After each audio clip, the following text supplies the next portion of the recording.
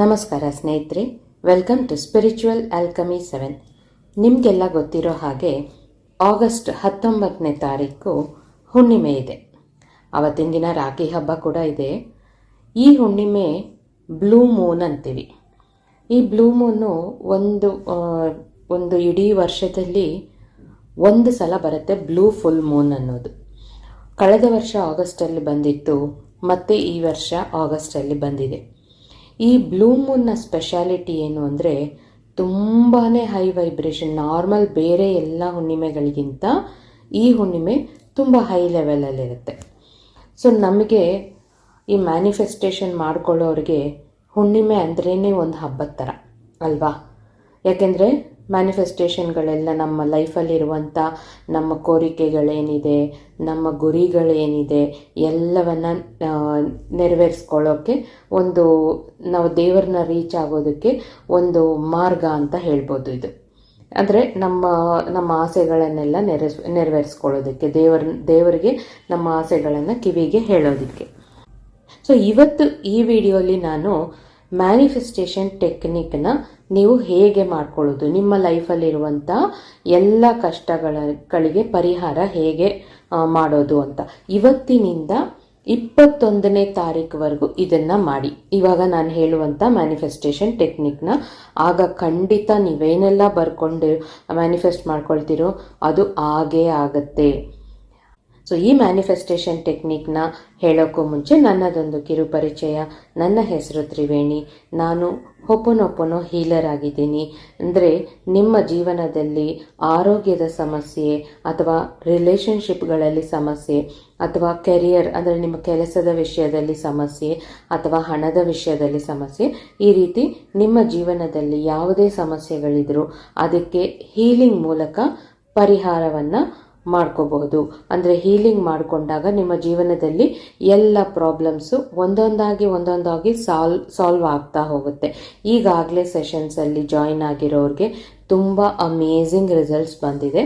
ಅವ್ರ ಥರ ನೀವು ಕೂಡ ನಿಮ್ಮ ಎಲ್ಲ ಕಷ್ಟಗಳನ್ನು ಕಳ್ಕೊಂಡು ಹ್ಯಾಪಿಯಾಗಿ ಸಂತೋಷವಾಗಿ ನೆಮ್ಮದಿಯಾಗಿರಬೇಕು ಅಂತ ಅಂದರೆ ನನ್ನ ಝೂಮ್ ಸೆಷನ್ಸನ್ನು ಅಟೆಂಡ್ ಮಾಡಿ. ಮುಂದಿನ ವಾರ ಸೋಮವಾರ ಅಥವಾ ಮಂಗಳವಾರ ನಾನು ಸ್ಟಾರ್ಟ್ ಮಾಡ್ತೀನಿ ಸೆಷನ್ಸ್. ಯಾವಾಗ ಏನು ಲಿಂಕ್ ಹೇಗೆ ಸಿಗೋದು ನಿಮಗೆ ಅಂದರೆ ಈ ವಿಡಿಯೋದ ಡಿಸ್ಕ್ರಿಪ್ಷನಲ್ಲಿ ವಾಟ್ಸಾಪ್ ಲಿಂಕ್ ಇದೆ. ಆ ವಾಟ್ಸಾಪಲ್ಲಿ ನೀವು ಬಂದು ಜಾಯಿನ್ ಆದರೆ ಅಲ್ಲಿ ನಾನು ಲಿಂಕ್ ಕೊಡ್ತೀನಿ, ಝೂಮ್ ಲಿಂಕ್. ನೀವು ಅದನ್ನು ಆ ಝೂಮ್ ಲಿಂಕ್ ಫಾಲೋ ಮಾಡ್ಕೊಂಡು ಬರಬಹುದು, ನನ್ನನ್ನು ಮೀಟ್ ಮಾಡ್ಬೋದು, ಡೈರೆಕ್ಟಾಗಿ ಮಾತಾಡ್ಬೋದು, ನನ್ನ ಜೊತೆ ಹೀಲಿಂಗ್ ಮಾಡಿಸ್ಕೊಂಡು ನಿಮ್ಮ ಎಲ್ಲ ಸಮಸ್ಯೆಗಳಿಗೂ ಪರಿಷ್ಕಾರ ಮಾಡ್ಕೋಬೋದು ಅಂತ ಹೇಳ್ತಾ ಇವಾಗ ಮತ್ತೆ ಮ್ಯಾನಿಫೆಸ್ಟೇಷನ್ ವಿಷಯಕ್ಕೆ ಬರ್ತೀನಿ.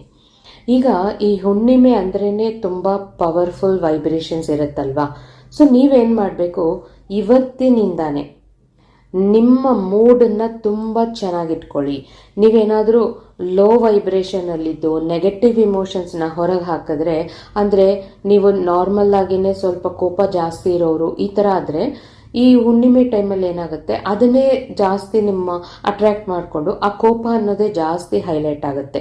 ನೀವು ದುಃಖದಲ್ಲಿದ್ದರೆ ಆ ದುಃಖನೇ ನೀವು ಅಟ್ರ್ಯಾಕ್ಟ್ ಮಾಡಿಕೊಂಡು ಈ ಒಂದು ಹುಣ್ಣಿಮೆ ಟೈಮಲ್ಲಿ ಇನ್ನಷ್ಟು ಜಾಸ್ತಿ ದುಃಖ ಬರುತ್ತೆ ನಿಮಗೆ.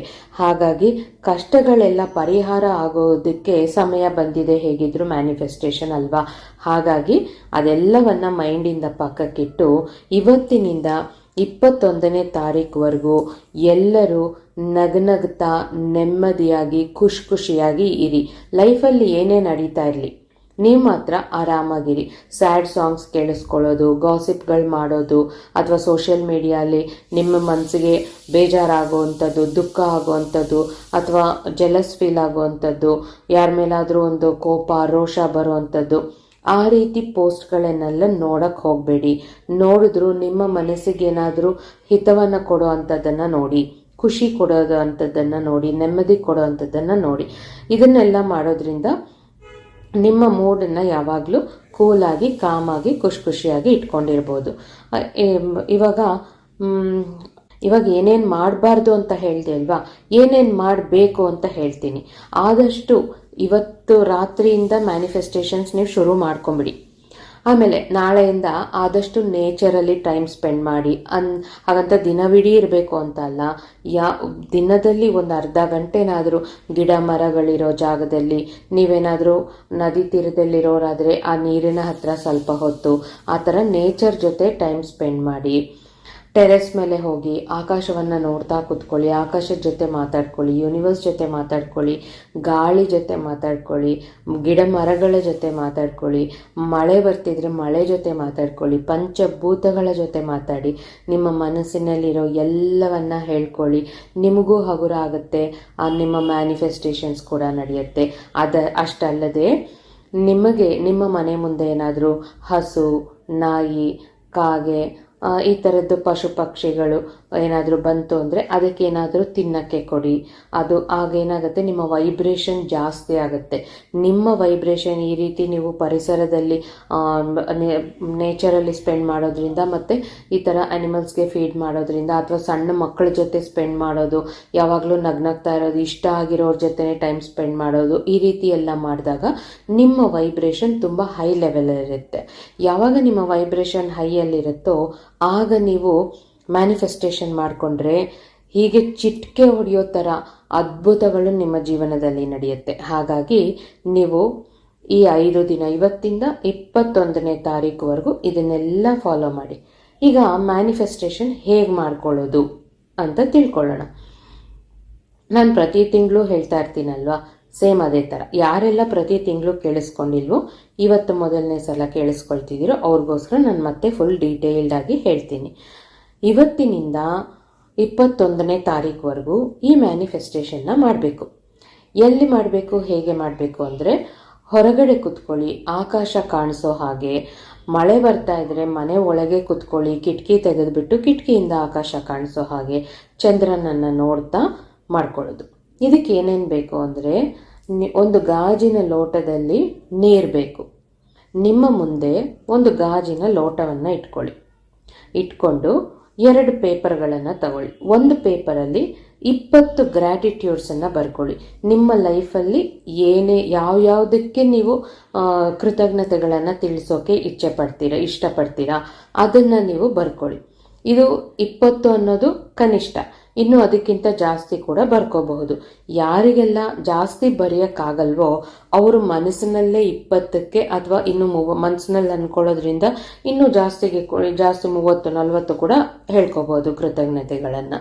ಸೊ ಧನ್ಯವಾದಗಳನ್ನು ಹೇಳ್ಕೊಳ್ಳಿ ಎಲ್ಲದಕ್ಕೂ, ಅಥವಾ ಬರ್ಕೊಳ್ಳಿ. ಇನ್ನೊಂದು ಪೇಪರಲ್ಲಿ ನಿಮ್ಮ ಲೈಫಲ್ಲಿ ನಿಮಗೆ ಏನೇನು ಬೇಕು, ಅದು ಸಣ್ಣದರಿಂದ ದೊಡ್ಡದವರೆಗೂ ಎಲ್ಲವನ್ನ ಬರ್ಕೊಳ್ಳಿ. ಹೇಗೆ ಬರೀಬೇಕು?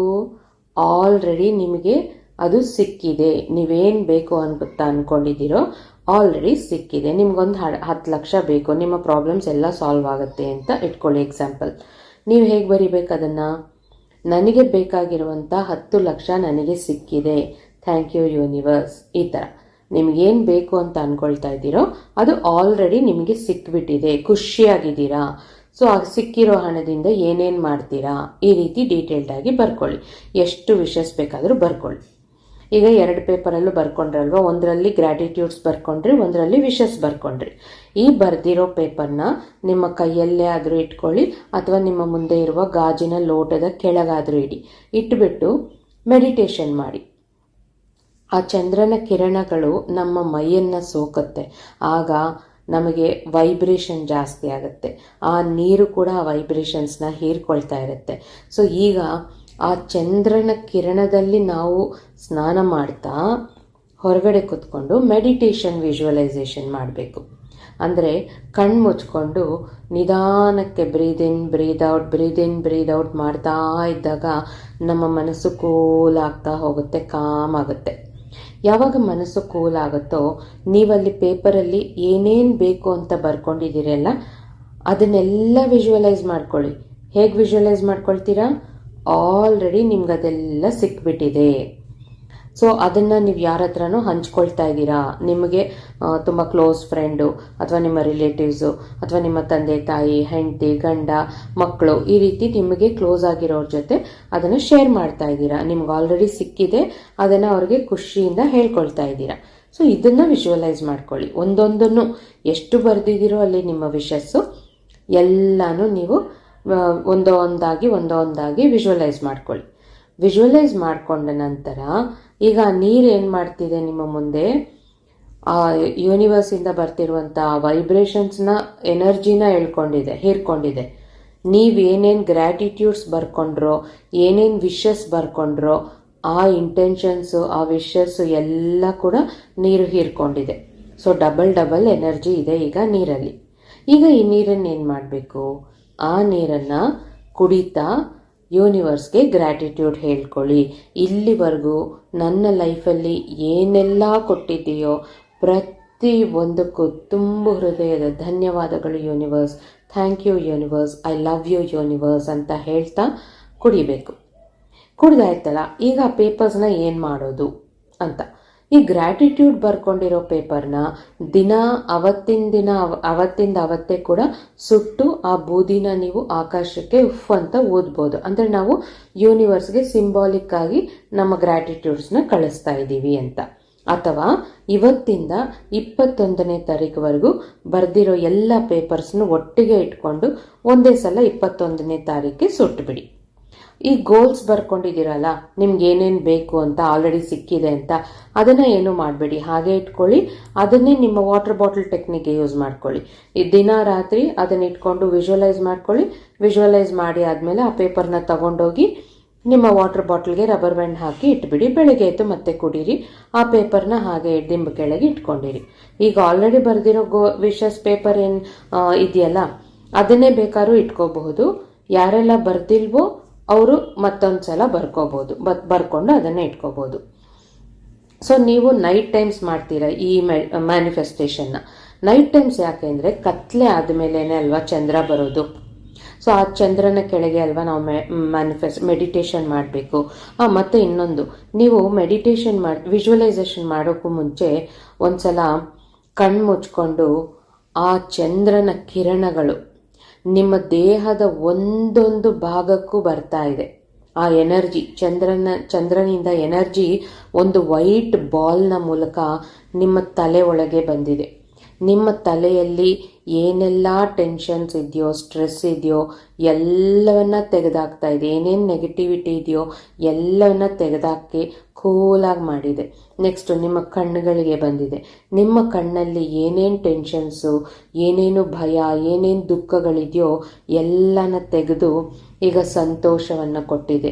ಸುಖ, ಶಾಂತಿ, ನೆಮ್ಮದಿ, ಪ್ರೀತಿಯನ್ನು ಕೊಟ್ಟಿದೆ. ಈ ಕಣ್ಣುಗಳಿಂದ ಎಲ್ಲರನ್ನು ಪ್ರೀತಿಯಿಂದ ನೋಡೋ ಆ ಶಕ್ತಿನ ಕೊಟ್ಟಿದೆ. ಈ ರೀತಿ ನಿಮ್ಮ ದೇಹದ ಒಂದೊಂದು ಭಾಗಕ್ಕೂ ಆ ಬಿಳಿ ಲೈಟ್, ಪೂರ್ಣ ಚಂದ್ರ ಬಿಳಿ ಲೈಟ್ನ ಮೂಲಕ ಇಮ್ಯಾಜಿನ್ ಮಾಡ್ಕೊಳ್ಳಿ. ಒಂದೊಂದು ಭಾಗದಲ್ಲೂ ನಿಮ್ಮ ದೇಹದ ಒಂದೊಂದು ಭಾಗಕ್ಕೂ ಅದು ಪ್ರಯಾಣ ಮಾಡ್ತಾ ಇದೆ. ತಲೆಯಿಂದ ಕಣ್ಣಿಗೆ ಬಂದಿದೆ, ಕಣ್ಣಿಂದ ಮೂಗಿಗೆ, ಮೂಗಿಂದ ಕಿವಿಯಿಂದ ಬಾಯಿಯಿಂದ ಗಂಟ್ಲಿಂದ ನಿಮ್ಮ ಎದೆಯಿಂದ ಕೈಗಳಿಗೆ, ಭುಜಗಳಿಗೆ, ಮತ್ತು ಅಲ್ಲಿಂದ ನಿಮ್ಮ ಹೊಟ್ಟೆಗೆ. ಈ ರೀತಿ ಒಂದೊಂದು ಪಾರ್ಟ್ಗೂ ಅಂದ್ಕೊಂಡು ಅದು ಆ ಎನರ್ಜಿ ನಿಮ್ಮ ದೇಹದ ಆ ಭಾಗದಲ್ಲಿ ಏನೇನು ನೆಗೆಟಿವ್ ಎಮೋಷನ್ಸ್ ಇದೆಯೋ ಅದನ್ನೆಲ್ಲ ತೆಗೆದುಬಿಟ್ಟು ಫುಲ್ ಪಾಸಿಟಿವಿಟಿ ಕೊಡೋದನ್ನು ನೀವು ಇಮ್ಯಾಜಿನ್ ಮಾಡ್ಕೊಳ್ತಾ ಹೋದಾಗ ಅದು ಮೆಡಿಟೇಷನ್, ಫುಲ್ ಮೂನ್ ಮೆಡಿಟೇಷನ್ ಆಗುತ್ತೆ. ಇದನ್ನು ಮಾಡ್ಕೊಳ್ಳೋವಾಗ ನೀವು ನಿಮ್ಮ ಫೋನಲ್ಲಿ ಅಥವಾ ಯಾವುದಾದ್ರೂ ಒಂದು ಡಿವೈಸಲ್ಲಿ ಯೂಟ್ಯೂಬಿಗೆ ಹೋಗಿ 432 ಹರ್ಟ್ಸ್ ಮ್ಯೂಸಿಕ್ಕನ್ನು ಆನ್ ಮಾಡ್ಕೊಳ್ಳಿ. ಆ ಮ್ಯೂಸಿಕ್ಕನ್ನು ಆನ್ ಮಾಡಿಕೊಂಡ್ರೆ ನಿಮ್ಮ ಗಮನ ಬೇರೆ ಎಲ್ಲೋ ಆ ಕಡೆ ಈ ಕಡೆ ಹೋಗಲ್ಲ. ಬೇಕಾದ್ರೆ ಇಯರ್ಫೋನ್ಸಲ್ಲಿ ಕೂಡ ಹಾಕೊಂಡ್ಬಿಡಿ. ಆವಾಗ ಗಮನ ಫುಲ್ಲು ನಿಮಗೆ ಆ ಮ್ಯೂಸಿಕ್ ಕಿವಿಯಲ್ಲಿ ಹೋಗ್ತಾ ಇರುತ್ತೆ. ಅದು ಹೀಲಿಂಗ್ ಮ್ಯೂಸಿಕ್ ಆಗಿರೋದ್ರಿಂದ ನೀವು ಆ ಚಂದ್ರನ ಕಿರಣಗಳು ನಿಮ್ಮ ಒಂದೊಂದು ದೇಹದ ಭಾಗದಲ್ಲಿ ಹೋಗಿ ಹೀಲ್ ಮಾಡ್ತಾ ಇರೋದನ್ನು ನೀವು ಮೆಡಿಟೇಟ್ ಮಾಡ್ಕೊಳ್ಳಿ. ಮೆಡಿಟೇಟ್ ಮಾಡಿಕೊಂಡು ಆಮೇಲೆ ವಿಜುವಲೈಸ್ ಮಾಡ್ಕೊಳ್ಳಿ. ವಿಜುವಲೈಸ್ನ ನಂತರ ನೀರನ್ನು ಕುಡಿದು ಗ್ರ್ಯಾಟಿಟ್ಯೂಡ್ ಪೇಪರ್ನ ಇದರ ಅವತ್ತಿಂದ ಅವತ್ತೇ ಸುಟ್ಬಿಡಿ, ಅಥವಾ ಎಲ್ಲನೂ ಒಂದು ಕಡೆ ಕಲೆಕ್ಟ್ ಮಾಡಿ ಇಟ್ಕೊಂಡು 21ನೇ ತಾರೀಕು ಸುಟ್ಬಿಡಿ. ಮತ್ತು ಗೋಲ್ಸ್ ಬರ್ಕೊಂಡಿದ್ದೀರಲ್ಲ ನಿಮ್ಗೆ ಏನೇನು ಬೇಕು ಲೈಫಲ್ಲಿ ಅಂತ, ಅದನ್ನು ಹಾಗೆ ನಿಮ್ಮ ವಾಟರ್ ಬಾಟಲ್ಗೆ ರಬ್ಬರ್ ಬ್ಯಾಂಡ್ ಹಾಕಿ ರಾತ್ರಿ ಹೊತ್ತು ನೀರು ತುಂಬಿಸಿಡಿ. ಬೆಳಗ್ಗೆ ಎದ್ದು ಆ ನೀರನ್ನು ಕುಡೀರಿ. ಇದು ನಿಮ್ಮ ಮ್ಯಾನಿಫೆಸ್ಟೇಷನ್ ನೀವು ಮಾಡ್ಕೊಳ್ಬೇಕಾಗಿರೋವಂಥದ್ದು ಇವತ್ತಿನಿಂದ 21ನೇ ತಾರೀಕುವರೆಗೂ. ಸೊ ಆದಷ್ಟು ಪಾಸಿಟಿವ್ ಆಗಿರೋದನ್ನು ನೋಡಿ. ನಿಮಗೆ ಇಡೀ ದಿನದಲ್ಲಿ ಬೆಳಗ್ಗೆಯಿಂದ ರಾತ್ರಿವರೆಗೂ ಆದಷ್ಟು ಲವಲವಿಕೆಯಿಂದ ಇರಿ, ಹುಷಾರಾಗಿರಿ, ಆರಾಮಾಗಿ ಜಾಲಿಯಾಗಿರಿ.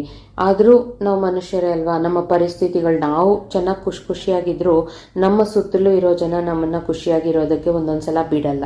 ಅಂಥ ಟೈಮಲ್ಲಿ ಯಾರಾದರೂ ಬಂದು ನಿಮ್ಮನ್ನು ಏನಾದರೂ ಕೋಪ ಬರೋ ರೀತಿ ಅಥವಾ ನಿಮ್ಮನ್ನು ಕೆಣಕೋದು ಹೀಗೆಲ್ಲ ಮಾಡಿದಾಗ ಅವರ ಹೆಸರಲ್ಲಿ ಒಂದ್ಸಲ ಒಪ್ಪನೊಪ್ಪನೋನ ಹೇಳ್ಕೊಂಬಿಡಿ. ಅವ್ರ ಹೆಸರು ಹೇಳ್ಕೊಂಡು I am so sorry, please forgive me, thank you, I love you ಅಂತ ಹೇಳ್ಕೊಂಬಿಡಿ. ನಿಮ್ಮ ಹೆಸರಲ್ಲಿ ಒಂದ್ಸಲ ಹೇಳ್ಕೊಂಬಿಡಿ. ಅವಾಗೇನಾಗುತ್ತೆ, ಅವ್ರ ಮೇಲೆ ನಿಮಗೆ ಆ ಭಾವನೆ, ಅವ್ರು ಏನು ನೆಗೆಟಿವ್ ಎಮೋಷನ್ ನಿಮ್ಮ ಮೇಲೆ ಹಾಕಿದ್ರು ಅದು ನಿಮಗೂ ಅಫೆಕ್ಟ್ ಆಗಲ್ಲ. ನೀವು ಅವ್ರ ಹೆಸರು ಹೇಳ್ಕೊಂಡು ನಿಮ್ಮ ಹೆಸರು ಹೇಳ್ಕೊಳ್ಳೋದ್ರಿಂದ ಅವರು ಸರಿ ಹೋಗ್ತಾರೆ, ಅವರಲ್ಲಿರೋ ಆ ನೆಗೆಟಿವಿಟಿ ಕೂಡ ಹೋಗುತ್ತೆ. ಸೊ ಈ ರೀತಿ ಮಾಡಿಕೊಂಡು ಆಗಿಂದಾಗಲೇ ಪರಿಸ್ಥಿತಿನ ಎಲ್ಲ ಸೆಟಲ್ ಮಾಡ್ಕೊಂಬಿಡಿ. ಸೊ ಎಲ್ಲ ಮಾಡ್ಕೊಳ್ತೀರಲ್ವಾ? ಎಲ್ಲ ಇನ್ನೇನಾದರೂ ಡೌಟ್ಸ್ ಇದ್ದರೆ ಕಮೆಂಟ್ಸಲ್ಲಿ ಕೇಳಿ, ಖಂಡಿತ ನಾನು ಉತ್ತರ ಹೇಳ್ತೀನಿ ಅಂತ ಹೇಳ್ತಾ, ಎಲ್ಲರೂ ಮ್ಯಾನಿಫೆಸ್ಟ್ ಮಾಡಿಕೊಂಡು ನಿಮ್ಮ ಜೀವನದಲ್ಲಿ ನಿಮಗೇನೇನು ಬೇಕೋ ಎಲ್ಲವನ್ನು ಪಡ್ಕೊಂಡು ಆನಂದವಾಗಿ ಆರೋಗ್ಯವಾಗಿ ಅಷ್ಟೈಶ್ವರ್ಯಗಳಿಂದ ಇರಬೇಕು ಅಂತ ಆ ದೇವಿ ವರಮಹಾಲಕ್ಷ್ಮಿನ ಕೇಳ್ಕೊಳ್ತಾ ಇಲ್ಲಿಗೆ ನನ್ನ ಮಾತುಗಳನ್ನು ಮುಗಿಸ್ತಾ ಇದ್ದೀನಿ ಸ್ನೇಹಿತರೆ. ಮತ್ತೆ ಮುಂದಿನ ವಿಡಿಯೋಲಿ ಭೇಟಿ ಮಾಡೋಣ. ಇಷ್ಟೊತ್ತು ನನ್ನ ಮಾತುಗಳನ್ನು ತಾಳ್ಮೆಯಿಂದ ಕೇಳಿದ ಪ್ರತಿಯೊಬ್ಬರಿಗೂ ನನ್ನ ತುಂಬು ಹೃದಯದ ಧನ್ಯವಾದಗಳು ಸ್ನೇಹಿತರೆ.